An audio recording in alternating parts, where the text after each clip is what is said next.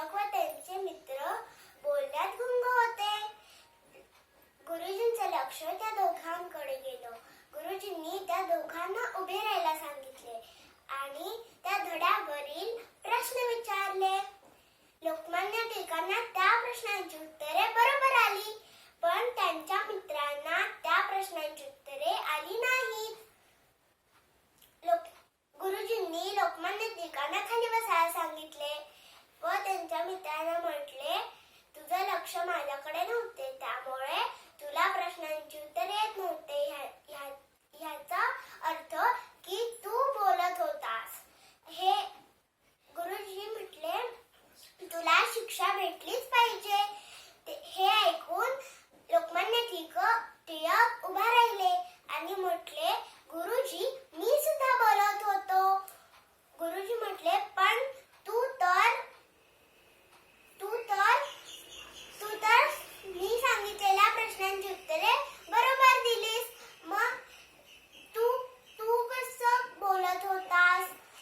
लोकमान्य टिळक म्हटले की मी एकदा धडा वाचल्यावर माझ्या संपूर्ण लक्षात राहतं. गुरुजी म्हटले, तू हुशार आहेस, तुला एकदा वाचल्यावर सगळं लक्षात राहतं, पण तुझा मित्र इतका हुशार नाही की तुझ्या मित्राला एकदा वाचल्यावर सगळं लक्षात राहील. त्यामुळे आपण हुशार आहोत, पण आपला मित्र नाही. त्यामुळे आपण दुसऱ्यांच्या अभ्यासात अडचण निर्माण करू देऊ नये. अशा या लोकमान्य टिळकांनी आपली चूक कळाली आणि त्यांनी माफी मागितली. अशा या लोकमान्य टिळकांनी आपल्या आयुष्य लोकांसाठी वेचलं. लोकमान्य टिळकांनी मराठा व केसरी वर्तमानपत्रे सुरू केली.